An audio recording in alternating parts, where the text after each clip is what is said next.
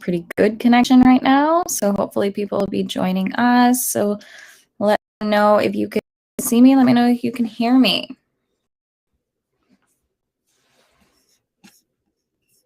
I'll just be checking the places as I'm going on YouTube. So hopefully that means I'm also going on Facebook. I'll take a look.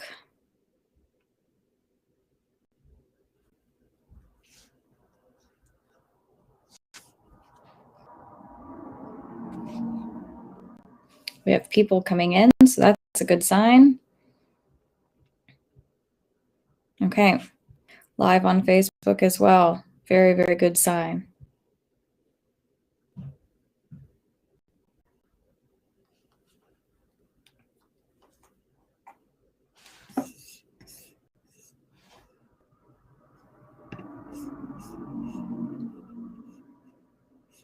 Okay, can someone type a comment?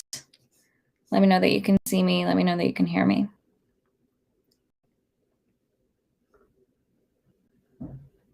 Or at least that you can hear me. I know last week we dealt without the video.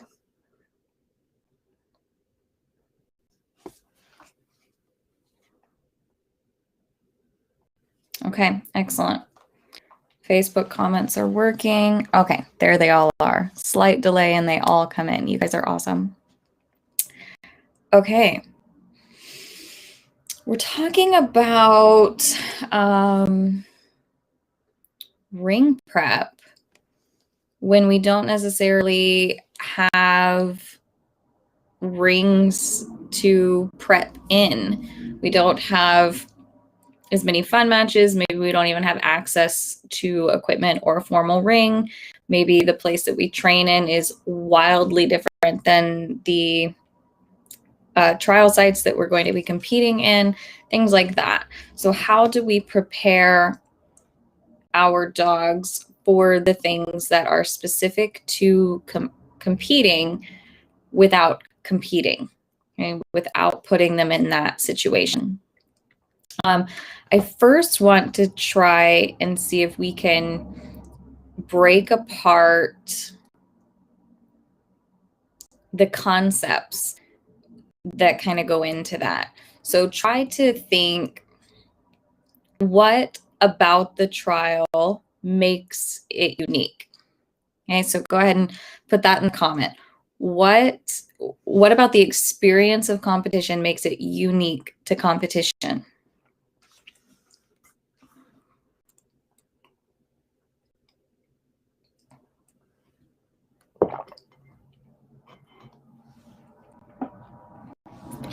This is the Lemonade Conference mug. Look how cute it is.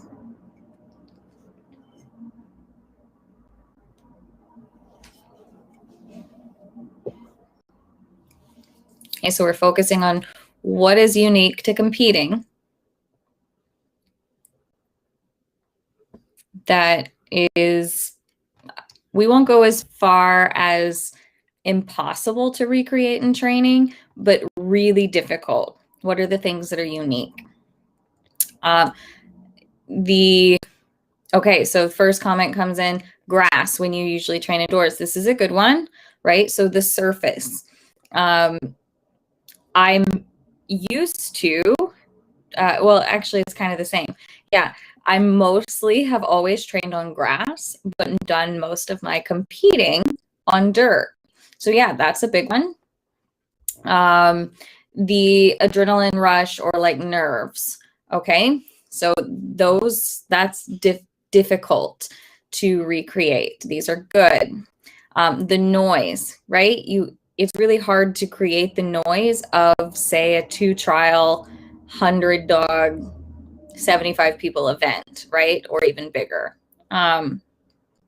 Energy, both rings. Yeah. Okay. So these are the things that are really difficult to recreate because they are a little bit unique to competition. All right. So let's start there and think, how can we prepare our dogs for different surfaces? This is something that would come up for me in particular when I was going to go to a different event, a big event, and maybe it's on artificial turf, and the majority of my dog's training is on real grass or dirt. And so that swap to artificial turf is difficult. So the simplest answer is try to seek out a rental to just practice on those surfaces, right? That's the simple answer, but it's not very creative and it's not very accessible, right? It's not going to be easy for everyone to accomplish that, just renting a place with the surface that you need to practice on. Okay, so if that's not possible, the next thing might be to maybe you can visit a place and maybe not do agility on that surface, but run around on it, play on it, things like that. Worst case scenario is you're going to have to use a run or two as a warm up on that surface, because the surface, that one's difficult. You need access to it to be able to practice on it. So that one you might actually not be able to specifically prepare them for it. I know that one of the first things I would do when I would get to the tryouts when it was in Minnesota on the turf that's not super grippy, it's kind of so-so, would be to just get Smack moving around, and I would actually tug with him on the turf so that he could get a feel for like digging his toes into the turf, and getting a feel for it, and the practice jump. And luckily the tryouts come with a warm-up period, a practice session. So those things, but you can just take them different places and just let them run on different surfaces. You don't actually do agility on different surfaces. So as far as grass goes, you have access to grass, so that's a little bit easier. It might be more difficult the opposite way around. How can we practice the concept of nerves, right? How can we put ourselves in the situation where we're just a little bit nervous or a little bit jazzed up, get a little bit of adrenaline going? How do we practice that? The number one thing I can tell you to do is video your training. That's where to start. Video your training, because just having those eyes on you of the camera, you'll be a little bit more aware. And it'll distract you just a little bit, so your dog has to kind of deal with they're being weird today. If you need extra challenge with that, go live. You're on Facebook, hit the live button, go train your dog. I mean, that takes a new level, right? But it's the same thing when you enter a competition. So when you enter a competition, you're walking out there and you're putting yourself out there for everyone to see. You can set that up in training. You go live.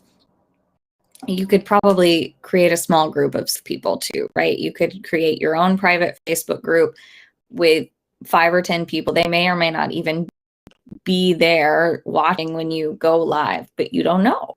That's kind of like a trial, is you step to the line and you don't know who's going to be in there and you don't know who's going to be watching. So you can recreate those nerves, those feelings of I gotta do this and do it well because people are watching. So that's how I would handle that in training. And of course, if you are practicing competition, I would for sure be setting a course. We've talked about this in the past, how we have those training sessions where reinforcement is readily available. And then you have those working sessions where you're practicing your beginning of run routine, running the course like you're trying to win the world championships, and then exit end of run routines.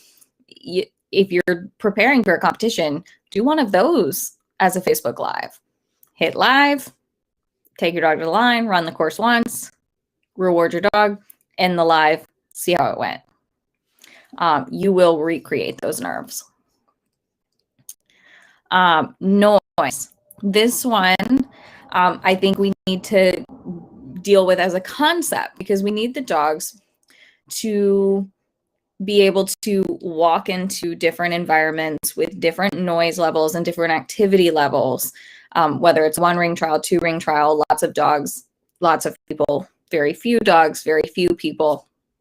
That's just a concept. We don't need to take them into this specific agility environment with all that noise.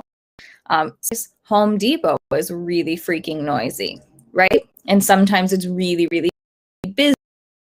So into places with the different varietals, that's how we can get creative about that. So just exposing them to as many different environments as possible so that they walk in and go, yeah, this is just another noisy place. Thing for me to activity that they can do in those environment to help. It's not going to be the same. I'm not saying it's a fun match, but it's the idea of it that help.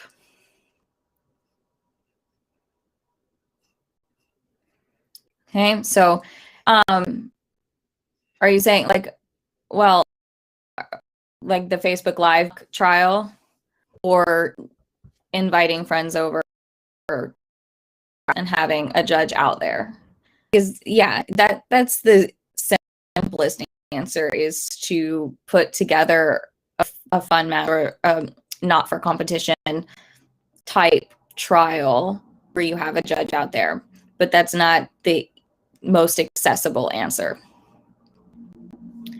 Okay, what else? What else is unique to the trial that you're not sure you can recreate in training? Is there anything else?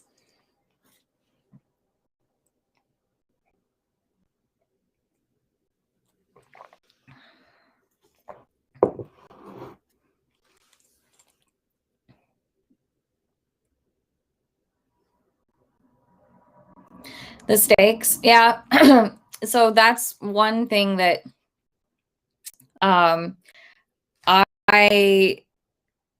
you have to do a little bit of that for yourself. The filming your training or going live and running your run, that might put some stakes, put something on the table for you, and things like that. I have found if I can control my own arousal mentally, I'm a competitor. So being able to turn on that little bit of adrenaline as if there is something high stakes on the line in training helps me to control it in competition.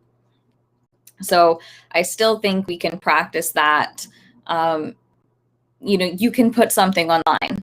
Like if you're practicing that, going in there and running and doing some clear round training, going in, run routine, no reinforcers on use once, do your best. Put something on the line for yourself.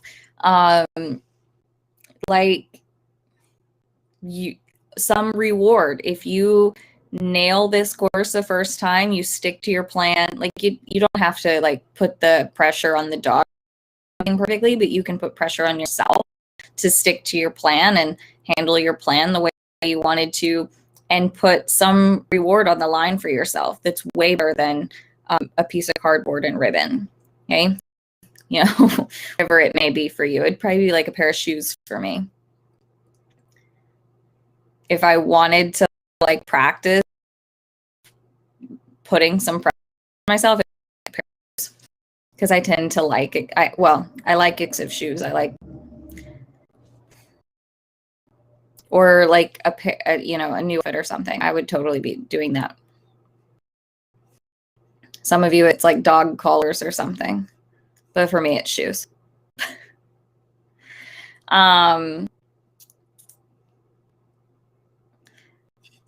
So strangers outside of the ring, dogs. Again, yeah, you're not going to be able to necessarily recreate that in a training situation, but you create it in a training situation. You can plop yourself outside of a dog park. So the dog inside the dog park are going ballistic. They're having a good time. And you're working your dog outside of the dog park, just on routines and something simple. You can bring stations and a cone, set it up outside the parking lot, practice your beginning of run routine, do a little bit of work, end of run routine, back in the car, just at the dog park. So you can recreate the concept to work on that. That's a little bit accessible than expecting 40 of your closest friends to come to your training session to provide just distractions for you. Okay, I'm actually glad this came up, like specific equipment that you only have access to at that facility, or in that environment, the trialing environment. This one, I have slightly, it depends on the dog for me. Some dogs, I'm not ever going to bother taking them to different equipment. Like Shrek doesn't care. Anytime he's seen a lot of different equipment, just based on the amount of places he's been, amount of different training facilities that he's been. He has seen a lot of different equipment. He's never cared. And I don't know if that's like probably a little bit of his personality. He's not very finicky about surface or anything like that. But it's also that he spent a lot of time building up a reinforcement history on one set of equipment. So he really had a lot of confidence in the individual obstacles. So I'm not quick to show my dog a variety of obstacles when they're first learning, but once they have a pretty robust reinforcement history, I don't tend to see as many issues. If I knew my dog was just a little bit finicky with surfaces, then I would be putting a little bit more effort into visiting any of my friends' houses that have different equipment, and setting those things up. Simple answer, not necessarily super accessible, but doable.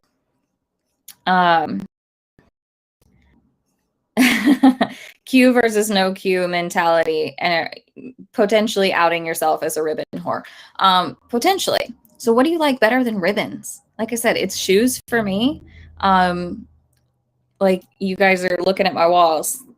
I have one ribbon on my wall in here, and it's, camera can't see it, and it's Smack's mock ribbon. It's the only mock I've ever gotten on my own dog. I finished a lot of mocks on a lot of other people's dogs, but it's my only mock, so it's on the wall.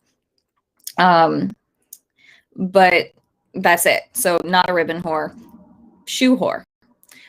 So when I was practicing those sorts of things, I would put something like that on the line, so that you get a little bit nervous.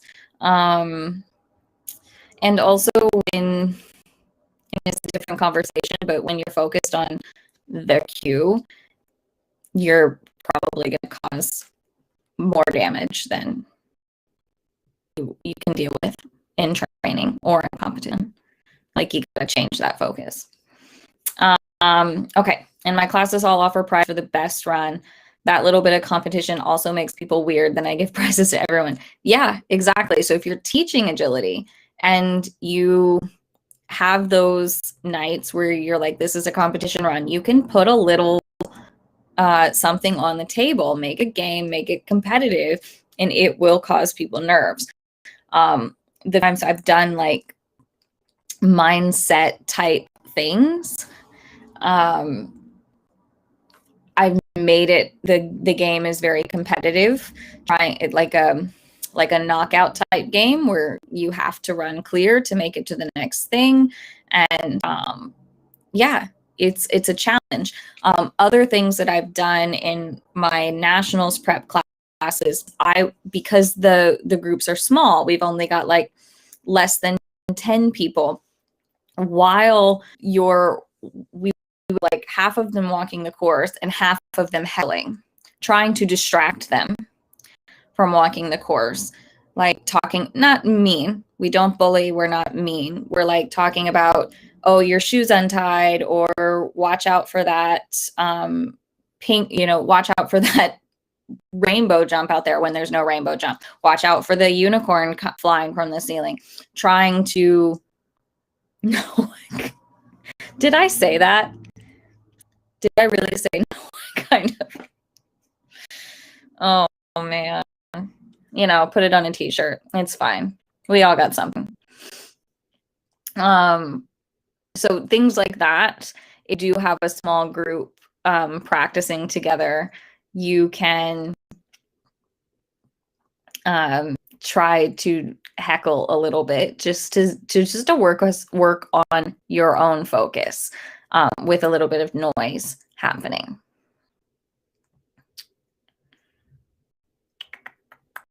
Okay, since I've never trialed, can you talk a bit more about cues? I'm struggling with the obstacle names. What do you mean if you focus on if you focus on the cues as in qualifying scores?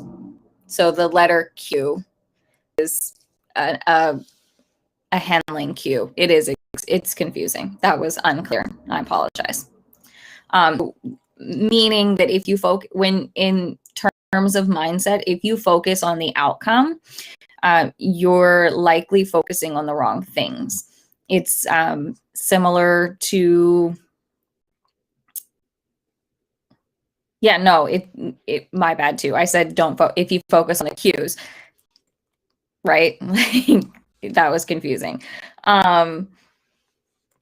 So it's outcome versus process, goal orientation. Someone said up here, other dogs waiting in line. And I think we can all just go to a pet store that's a little bit busy, which is great, right? It would be super right now because everyone has to be 6 feet away, hopefully. So you'd have room to work through it, but you'll have you go to a pet store and you wait in line at the pet store. Pick up one thing that you need to buy, and those other dogs waiting in line with their people waiting to check out, and their dogs will be being terrible, and you will be working on your dog ignoring all of those other dogs. And then it's not but at least then when you put the dog in the and you ask for those same behaviors, the dog is like, oh yeah, I've done this before. It's not going to be the same, but it's similar enough that the dog can make those generalizations. Whereas if you practice standing in line at a competition, it's going to take a lot longer to generalize those things, and you're not able to control things at a competition. The other way to do it, of course, is to take your dog to competitions that they're not entered in and stand in line as if you're going in the ring, because then you can control things a little bit more. But the pet store, or like maybe even Home Depot, where there might be other dogs, but there's people standing in line, if that's a flip for you. So you can practice that same thing where everyone's ignoring each other, noise is happening, things are going on, and you are practicing your wait in line routine. So to use similar cues, CUES, that you would in agility trial environment, so that when you get to the agility trial and you do those same things, you're in line, you're expecting something. So basically with Shrek, I would go and I would stand in line at the pet store and I would ask him to station between my legs and wait in line that way. And then, you could use the exit. Then you pay, then you exit the store, and you could treat that as like you're exiting to some work, right? You could use that threshold as we're going into the ring now. I don't know. Oh my gosh, yes. Standing in line for those Easter Bunny photo ops or meet the Santa pod. Yes, those things where all those pet dogs are just bonkers and they don't, yeah, that's a brilliant idea. It's hopefully now, but a little bit more practical. That's a great idea. When my dog sees a dog running in the ring, he doesn't focus on anything, but that is okay for him to focus. That's up for you to decide. If you want your dog watching the other dog run, if it's for you, it's not a problem for me.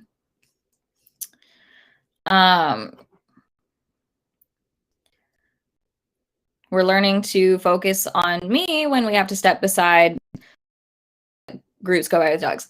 Another great example, right? If you have busy-ish trails that you're walking on, just having to step to the side and kind of wait or turn while other groups pass, that's another great example. So it's these concepts that we can kind of parse out. It just requires a little bit more thinking outside the box, a little bit of creativity, but it can be done. Okay. All right. Specific things, though, to agility that we want to focus on in ring prep, right? What are the big ones, do you think?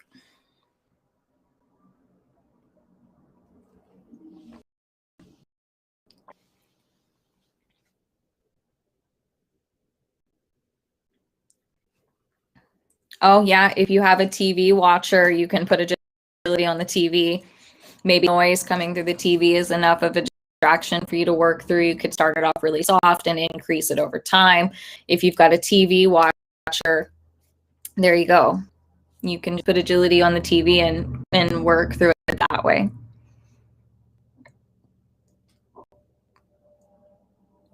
So, specific things that we can recreate in training, those two things. What can we do? Do we need basically do we need a formal ring gate and ring barrier to practice ring entries? Yeah, so getting reinforcement off of your body, getting the delayed reinforcement. Bingo, that's why you guys are here, isn't it? You didn't want to hear about all that stuff for the last half hour. This is what you're here for. Yeah, these types of things. We can prepare leash on and leash off, entering through the gate and focusing. These are the things that we can set up in training and we can practice pretty regularly. If not in a group class, we can do these things at home. I've posted at least one video recently, maybe more, a couple of years, about just some ring prep training that I've done in my living room. I do have obedience gate, so I have a fancy threshold, but I haven't always had a fancy threshold. I've used the baby gate that's blocking that I use from my kitchen to my living room. I usually train in my living room is really my training room. So I don't do anything else in there except for train. So here we are. So before I got baby gates for obedience training, before I got the accordion fencing for obedience training, I was using just the baby gate as the threshold that I could move into. So I would get Shrek ready to work in the kitchen, and I would move into my living room, which is the ring, work in there, exit the ring into the kitchen to reward. So it doesn't have to be anything super fancy. It just needs to be some threshold separating the working space from the this is where cookies are available space. There's right, so start there is deciding where in your home or in your yard is going to be the working space and where is going to be the holding space. Okay, start with that. Then when it comes to delayed reinforcement, I've done an entire Monday musings on delayed reinforcement. So when we're done with this one, you're going to go search for that in the group and listen to that one. There might even be videos. I don't remember, but I know I've talked about delayed reinforcement before and just kind of how I go about teaching it. But you're going to start with marking the areas and getting clear on this is a workspace, this is a holding space. Now that I have the accordion gates, I can kind of split my living room in half so that I can on the left side, he's in a holding. That's where I warm him up. That's where I ask that he's ready to work. That's where I do all my things. I have a coffee table that's not for coffee. It's for dog training. Where I put my rewards on the table, just like I would at a competition. And then I have the ring. And I think the video I posted just recently, I had the table right outside the ring, and eventually I'll move that coffee table into the kitchen, let's say. So he has to really leave the area and leave the reinforcement. So we'll get there. So think those things, because it's a concept. Delayed reinforcement is a concept, and you can teach that concept in the comfort of your own home, in your pajamas, with whatever beverage you would like. Okay. So start there for delayed reinforcement. The type of work. In that video that I most recently posted of Shrek doing some ring prep, I did all sorts of stuff. I did some obedience, I did some tricks, I did some position changes, I did some following the handling. So you can, it doesn't matter what the work is, because when we're talking about delayed reinforcement, it doesn't matter what the work is. Not really. That's not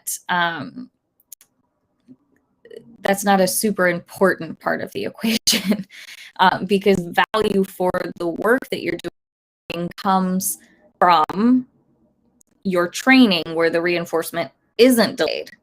So it doesn't matter, so then if I go to the agility field and I set up that same kind of thing with my ring gates and my coffee table just outside, I won't use a coffee table, I'll use a crate.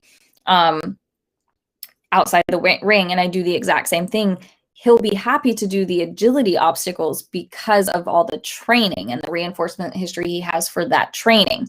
He'll be happy to do it for the delayed reinforcement because of all the great training that I've been able to do in my living room.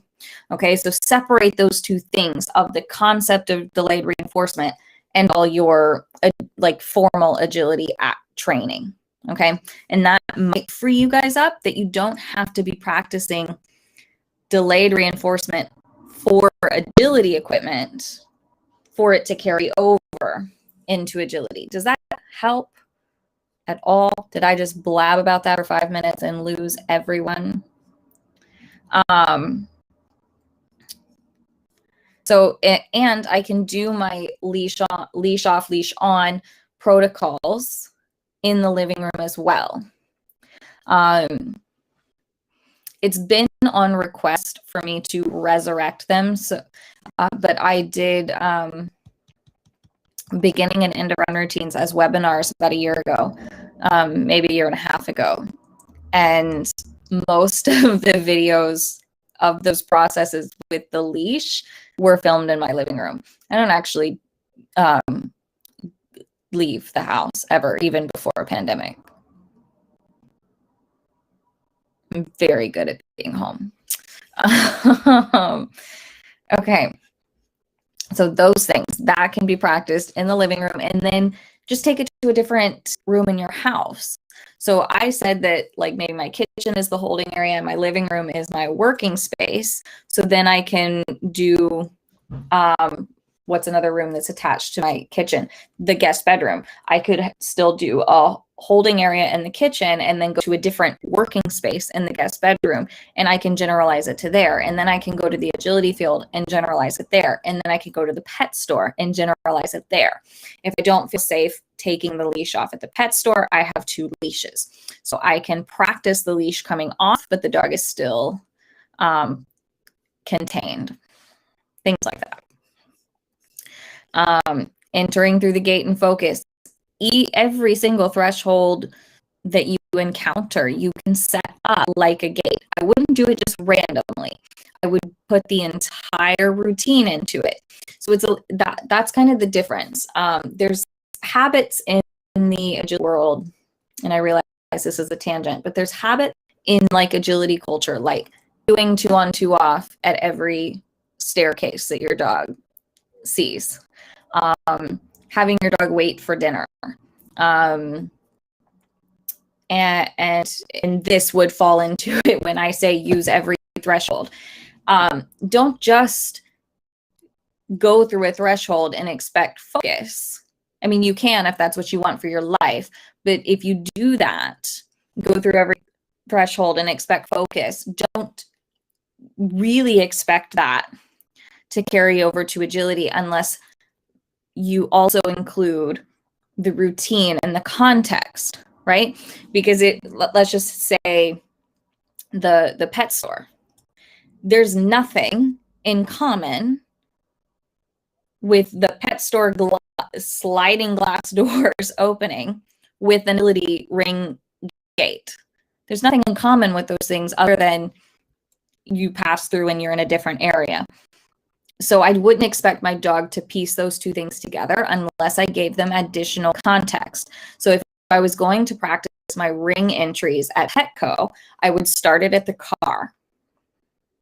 And I would do my ready to work routine at the car. And I would wait in line on approach to the Petco doors. And then I would run through my entire ring entry protocol outside of the ring or outside of the store through the threshold to the other side inside the store. And then I would exit right back to the car. I would not then start shopping, right?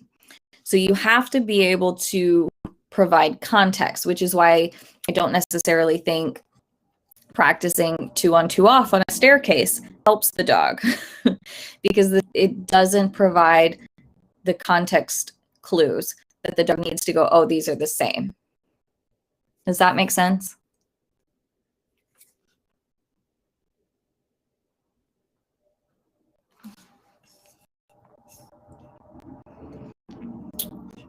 So people in the ring, how can we do this?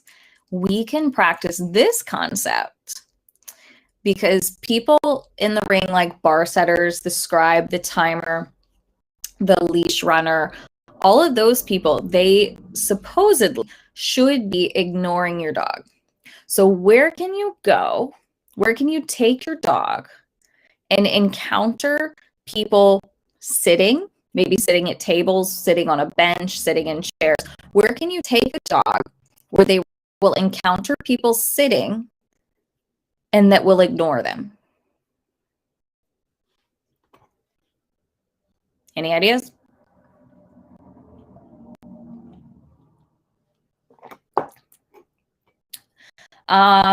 The judge following you around. This one is a little bit harder to find in the wild because we don't, unless you tend to attract stalkers.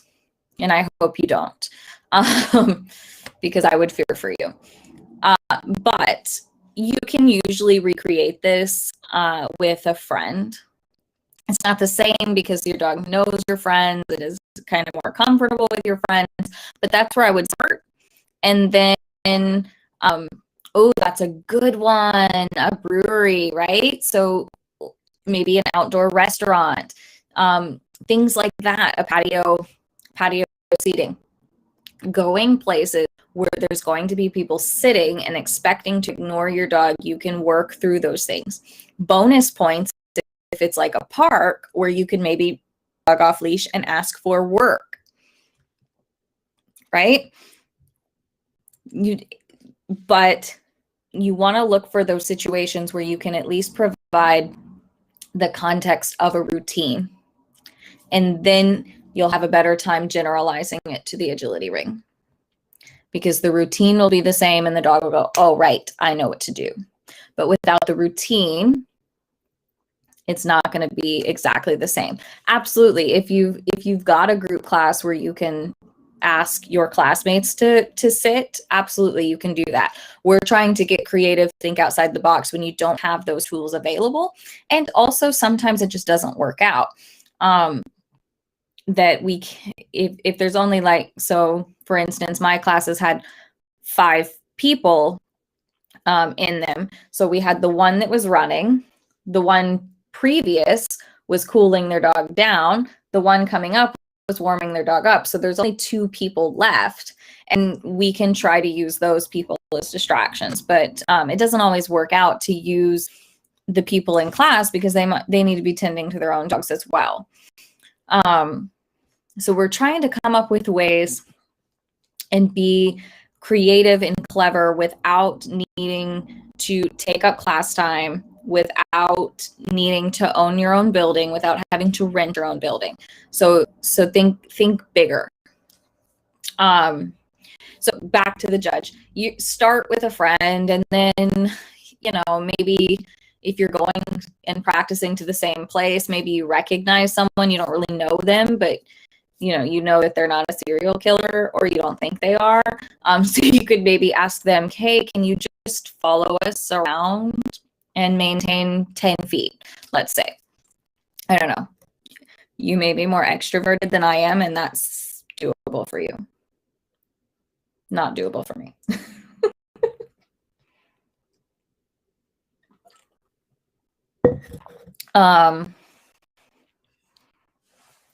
Someone walking around like they're a judge, and have some people that your dog doesn't know to be out there, and have someone walking a dog around far away. Yeah, and those types of things. Yeah, if you can find that in a random person at the park, have at it. I mean, Shrek probably needs it. I'm just very unlikely to ask someone. Okay.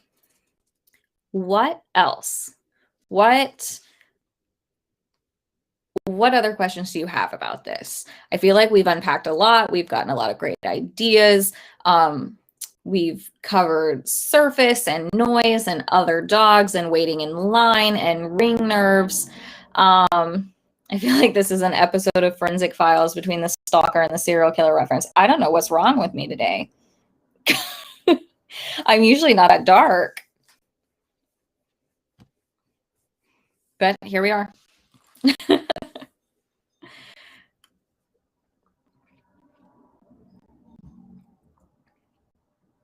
What other things? I also think that you can be doing this ring prep type stuff even in your small spaces. Use one of those small space setups, right? If you have enough room to set up one of my small space setups, add your beginning of run routine, ring entry, run that little bitty course, end of run routine, exit to reinforcement, boom. I don't think you need to have all of this stuff to practice this concept. And it's a little bit different with agility. I mean, sure, if you can do it often enough where you can kind of do some back chaining and run full courses in big spaces, like, yeah, that would be great if we all had full agility courses in our backyard to use at our disposal. When one of us wins like major big lottery, maybe just drop a few nice facilities throughout the country for all of us to access whenever we need it. Yeah? Okay.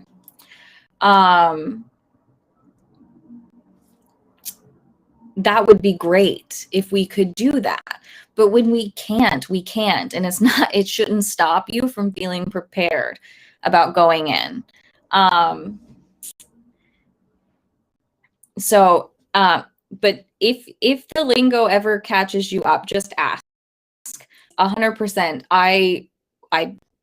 If I'm doing one of these, I talk fast and I don't like slow down always to think about the words that I'm saying. When I'm typing up things, I'm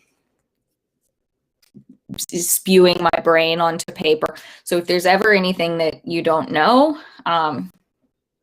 make sure you ask, because I'm happy to explain it. And if I'm not around, I'm sure there is someone that is around to help explain it as well. Okay. So I feel like there was a little bit of, okay, so there was a question about like testing. All right, so you did all this ring prep and you did all this ring prep and you're gonna put your in a trial and you're gonna see how it goes. My best advice is to pick like 1, maybe 2 runs one day. Do you hear me? One day, not all 3 days, 4 to 6 runs per day. You don't want to do that for a test. You just want to get a little bit of information, and then hopefully you've given yourself 4 to 6 weeks before the next competition to decide what to do with this information. In my opinion, one of the worst things you can do for debuting a dog is to do a lot of days, a lot of runs, and several weekends very close together. I think you'll end up, there's so much that could go wrong in that. And I'm definitely gun shy of creating issues when they are inexperienced in competition. I'm very, very gun shy of that. Cliff Notes version of this, lots of good ideas. It will be recorded. It will be in the group. All of them are on my YouTubes as well, my YouTube channels. So you can search for it in the Facebook group to come back and listen to it again at any time. Maybe someone does take notes during these chats and they would be willing to post them in the group, and things like that. I'm flying completely by the seat of my pants, and I didn't write anything down. Otherwise, that might be something I could even do in the future, is just jot a few notes into the description of the video. So how do you practice getting your dog and ready to go at a super specific time? That's actually a good question. Other than just doing it all the time. You know, if you're practicing these kind of like working ring prep sessions at home, you can pick a random time throughout the day and have your phone go off on the alarm. If you know you're going to be home between noon and 6, let's say, set your alarm for like 4:30. When that alarm's off, go get your dog, warm them up, take them into the working space, work them, reward them. And then the next day, the alarm goes off at 3:15, and the next day it goes off at 5:45, and the next day it goes off at 2:30. Just do it to yourself. Because it can be a little bit of a shock. If you are not a morning person, you need to practice doing something in the morning, because you're most likely going to run into doing and competing in the morning. Just set it up.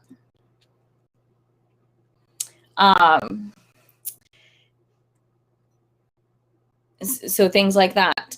What was I going to say? Most of our agility classes are in the evening, and none of our trials are. It's a thing. The one time that I did compete in the evening, there was a trial a little bit with me that would have Friday evening, and it wouldn't even start until like 6 p.m. And I don't know why on a Friday evening, it was miserable for me.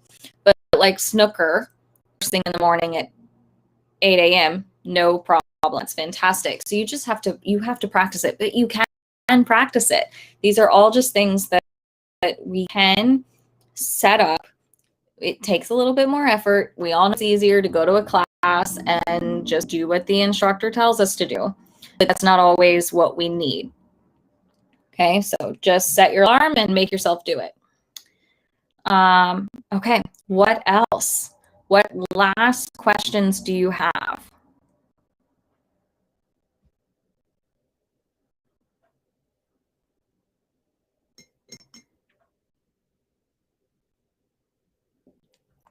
Did you guys register for anything with FDSA today?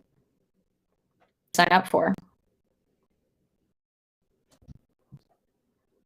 Doesn't have to be my class. It can be anyone's class, but tell me what you're going to be working on for the next 6 weeks.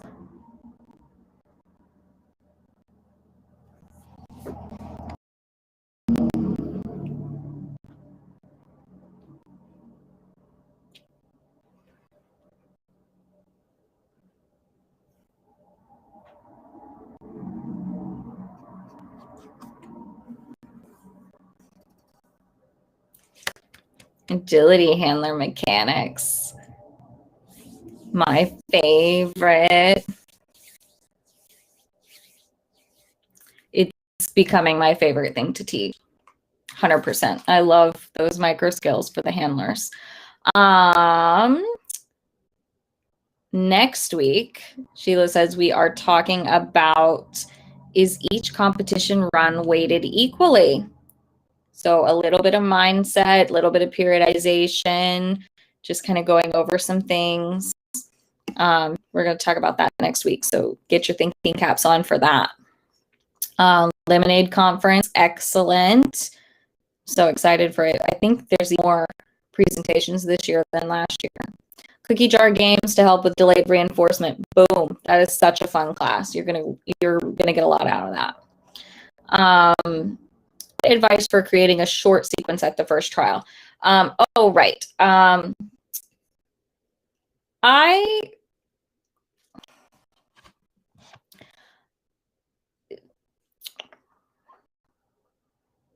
like looking at the course and going, what's my most direct path to reinforcement? I'm unsure that the course, it's maybe a little bit too difficult, or I'm not feeling very confident with that many number of obstacles, or there's something about the course that I would like to change.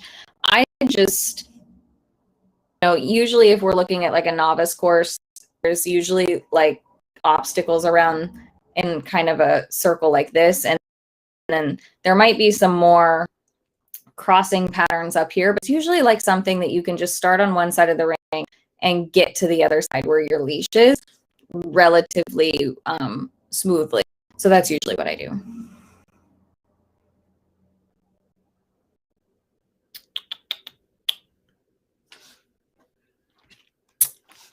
Someone's gonna do the handler class at bronze, boom. And surprise, Lynn Madden is going to assist in that class. So the Facebook study group will have Lynn in there helping you guys with the exercises, answering some questions if you have them, giving you some support. TAs are not meant to be a replacement for the gold level, but they do provide support. They can point you in the right direction in terms of what material to look for, and maybe which gold thread is similar to your own question. Maybe I already answered it for someone, and they can help point you in the right direction.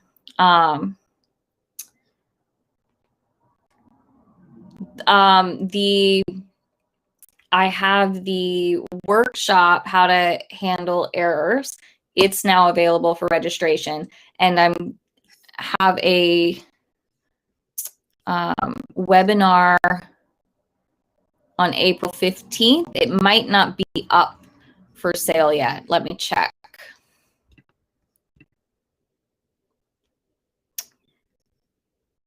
Workshops, webinars.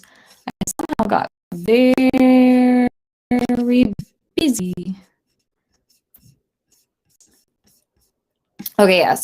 So I have a webinar on April 15th. It's just not on the webinar page yet. It'll be probably in a couple of weeks.